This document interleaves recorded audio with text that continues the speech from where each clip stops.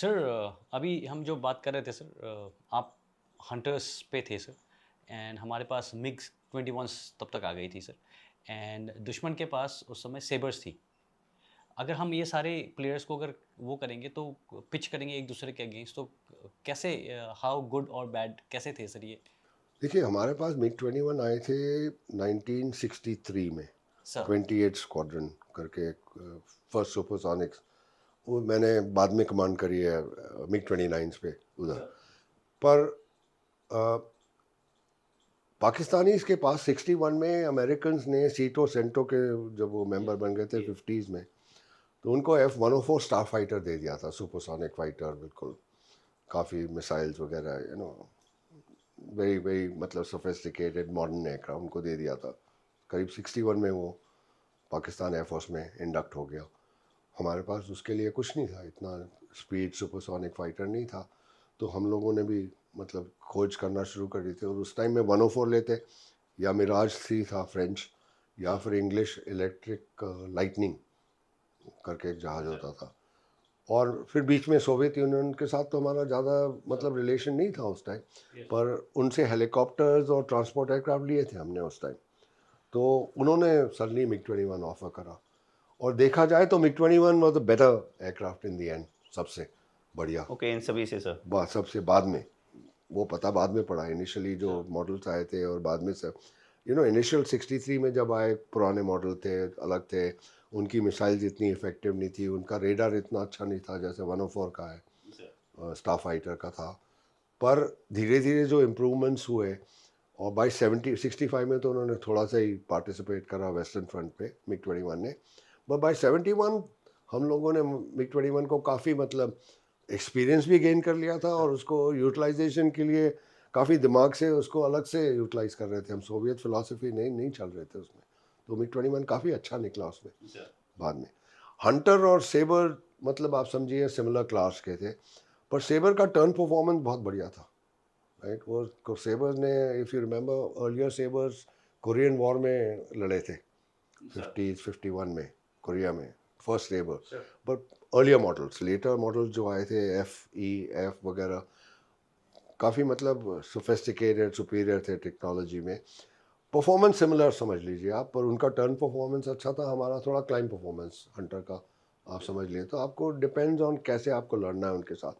पर उन्होंने अपने सेबर्स में मिसाइल्स मॉडिफाई कर ली थी। हमारे पास हंटर्स के पास कोई मिसाइल नहीं थी। मतलब मुझे अगर सेबर को गिराना है या किसी फाइटर को गिराना है, तो कम से कम आई वुड से 300-400 मीटर पे, 300-400 यार्ड पे जाके उसके उसके फायरिंग पीछे करनी आना पड़ेगी। पड़ेगा सर आपको। फायरिंग उसके पीछे 300-400 यार्ड पे आना पड़ेगा, और वो आपको, और वो मेरे को मिसाइल से करीब 1.5-2 किलोमीटर से उड़ा और सकता है। अगर ऑल्टीट्यूड ज़्यादा है तो 8 किलोमीटर भी जो आपने बताया था सर, हाँ, 7-8 किलो अगर ऊपर है हाइट पे। हाँ, अगर ऑल्टीट्यूड ज़्यादा है तो ज़्यादा रेंज पे। लो लेवल पे, कि मैं अभी लो लेवल हम लोग उड़ रहे थे, लो लेवल की बात कर रहा हूँ। तो इवन हाई ऑल्टीट्यूड पे अगर मेरे को गन शॉट लेना है किसी पे, जैसे हमारे पास गन थी, वही 300-400 मीटर पे यस आना यस सर। जाना पड़ेगा। पड़ेगा सर। क्योंकि गन में क्या होता है, जैसे आपने अगर कभी डक शूट पे गए हैं 12 बोर लेके, तो डक कैसे उड़ रही है, आपको यहाँ पर यस सर। यस। आगे एम करना पड़ता है। अब आप जहाज का सोचिए, जब जहाज टर्न कर रहा है किस स्पीड पे कर रहा है। डक तो 20 किलोमीटर 30 किलोमीटर पे जा रही है, ये जहाज जा रहा है 600-800 किलोमीटर 900 किलोमीटर पे। तो कितना हेड आपको लीड लगानी पड़ेगी, कितना हाई। वो भी तो 3D उसके में लिए सर। उसके लिए गन साइट होती थी हंटर में, जायरो गन साइट, वो कैलकुलेट करके आपको बताती थी। पर अगर आप ज़्यादा दूर है तो लीड बहुत ज़्यादा हो जाती है। जितना distance, time time taken by the bullets to travel, उतना यस यस आपको यस। करना पड़ता है। तो आउट ऑफ रेंज फायरिंग में मुश्किल था जहाज को हिट करना, मतलब एक्यूरेटली। तो the closure you were the better. Sir in fact आपने और एक चीज़ जो शायद व्यूअर्स को समझने में फट से वो ना हो, इसलिए आपने जो टर्न रेडियस बताया, तो टर्न रेडियस जितना मुझे पता है सर, आप ही से अभी सुना है सर कि डॉग फाइट्स में बहुत एसेंशियल है, क्योंकि आपको घूम करके पीछे आना होता है। करेक्ट। तो जिसका टर्न रेडियस अच्छा है, बेहतर है, तो वो जल्दी से आपके पीछे आ सकता है एडवांटेज है और उसके पास सर। एडवांटेज है। और सेबर्स हंटर्स से अच्छे थे सर। टर्न रेडियस उसका अच्छा था हमारा ना। ऐसा है, एयर में it's not a 2 dimensional flight, it's a yes. Sir three three. Dimensional flight. तो मैं लोगों को सिखाता था, मैंने एक खुद की थियरी बनाई थी, call theory of paths. Young days में जब मैं इनसे सीख रहा था ना, डिब्रास वगैरह की बात करी मैंने, सर। हम लोग ग्राउंड पे बैठ के देखते रहते थे ये क्या कर रहे हैं ऊपर जब उड़ रहे थे। यस। तो ये मैंने पाथ्स की थियरी, हवा में आपको कोई बताता नहीं कि अगर ये जहाज है तो उस रोड तो है नहीं, कोई मार्किंग तो है नहीं, आपको इमेजिन करना पड़ता है ना कि जहाज कहाँ है। तो उसको कैसे मतलब कैलकुलेट करोगे आप, कैसे एस्टिमेट करोगे, और अगर वो ऐसे टर्न कर रहा है हॉरिजॉन्टल प्लेन में तो मैं वर्टिकल प्लेन में कैसे उसके कट कर सकता हूँ। तो I make it a 3 dimensional flight. वो ऐसे जा रहा है, आप मैं अच्छा देखिए, आपका हम जहाँ दोनों, फायदा है हम सर। समझ लो दोनों ऐसे हैं हाँ। Opposite side. अगर मैं उसके साथ टर्न करता रहूँगा तो वो मेरे पीछे आ जाएगा, there nothing I can do. But if मेरे सुपीरियर पावर, अगर मेरे पास क्लाइम रेट अच्छी है और मैं ये करूँगा तो मैं उसके पीछे आ सकता हूँ। यस समझे ना? यस ये यस। ये theory. So you have to play on your strength, yes, aircraft आपकी की जो, ताकत को। Sir sir sir. बिल्कुल। तो ये मैंने उसी टाइम थ्योरी पाथ करके मैंने पूरा बनाया था डायग्राम्स वगैरह की, कैसे क्या होता है, कहाँ क्या करता है। और ये मेरे स्टूडेंट्स को मैंने सबको सिखाया, जैसे मैं सीनियर बना सबको मैंने ये सिखाया कि कॉम्बैट में ओ दोज डेज अभी भी ज़रूरत है। आप अपने अपने फॉर्मेशन मेंबर के साथ आपको फॉर्मेशन में जाना है, ठीक है? तो टेक ऑफ तो नेचुरली साथ में 10 जहाज तो टेक ऑफ नहीं करेंगे, एक के बाद एक एक एक करेंगे। करके। तो आप जैसे वो टर्न करता है आप कैसे कट करके करेक्ट पोजीशन में थियरी पाथ से सुन के कहाँ आ जाएंगे। अच्छा, फिर आपको फॉर्मेशन कीपिंग में कभी कभी लोग करते हैं गलतियाँ हैं, कॉन्स्टेंटली आप थ्रॉटल ऊपर नीचे करते रहोगे, देखते रहोगे जहाज को, तो आपका फोकस फॉर्मेशन कीपिंग पे ज़्यादा होगा। 90% जो मैंने बोला था, 98% की जगह आप 50% तो फॉर्मेशन कीपिंग में डाल दोगे शायद कॉन्स्टेंटली।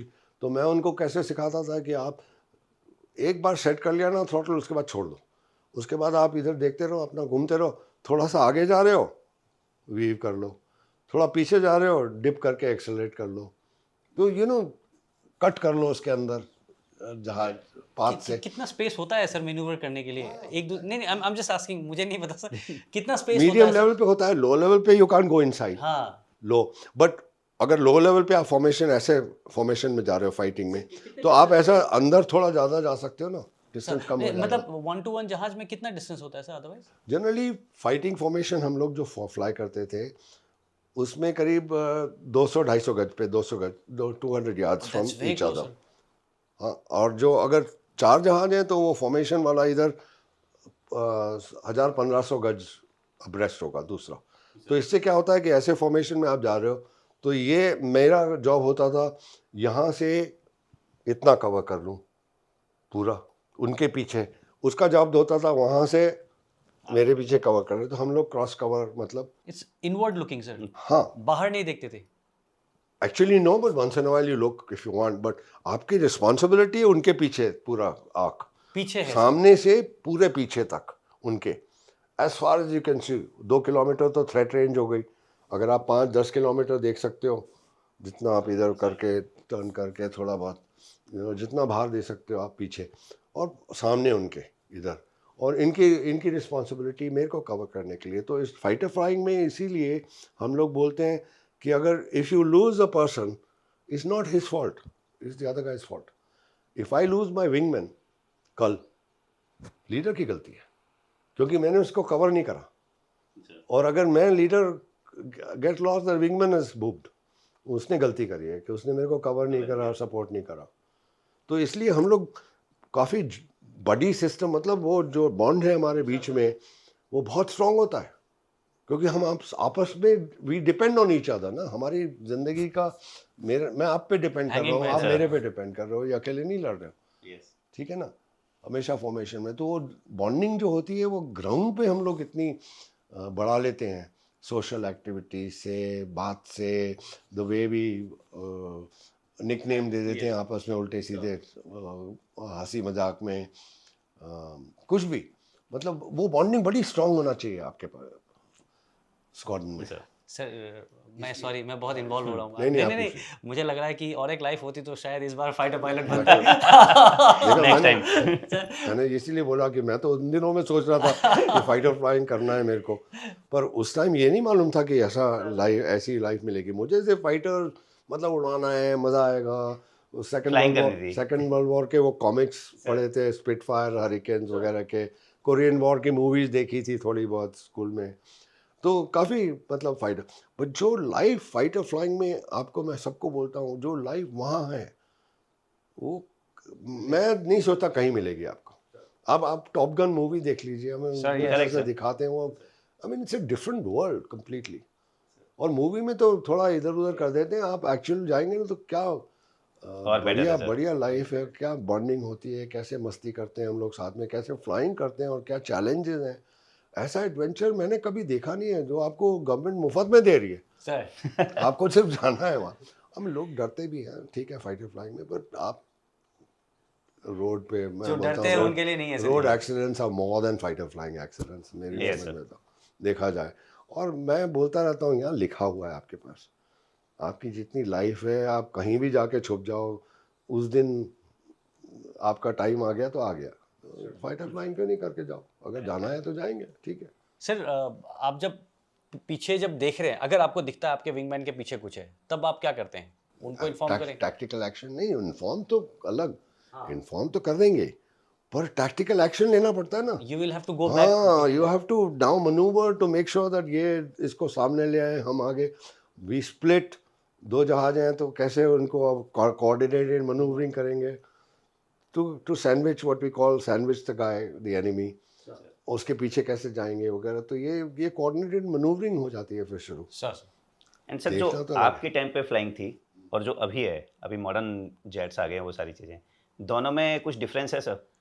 वेल डिफरेंस ये है कि टेक्नोलॉजी बहुत आगे बढ़ गई है, आपके पास वेपन्स जो हैं, मिसाइल्स, आप अब भी बियॉन्ड विजुअल रेंज की बात कर रहे हैं, काफ़ी टाइम से आ रहा ह्यूमन था। इन्वॉल्वमेंट? नहीं उसमें अब देखिए, मैं पायलट्स के लिए तो ये बोलूँगा, फाइटर फ्लाइंग तो वही बेसिक फ्लाइंग, तो जहाज को कंट्रोल करना ही है आपको, उसके बाद में उसको अब सिस्टम्स भी मैनेज करने पड़ते हैं, काफ़ी ज़्यादा अभी सिस्टम्स काफ़ी ज़्यादा आ गए सर। जिसमें इलेक्ट्रॉनिक्स से इंफॉर्मेशन आ रही है, वेपन्स का आर्मामेंट सिलेक्शन डिफरेंट होगा, किस रेंज पे होगा, बाकी डेटा उसके पास आ रहा है। कई कई जहाज लाइक Su-30 में एक वो हम बोलते हैं वेपन सिस्टम तो ऑपरेटर, एक सेकंड पायलट भी, मतलब पायलट कम ऑपरेटर रखते हैं वो लोग, सर कि उसकी लॉन्ग ड्यूरेशन है इसलिए माना गया है। पर समझ ली रफाल और MiG-29 में तो अकेला पायलट है, अकेला ही है, अकेला, सर। उसको सब करना पड़ता है ये।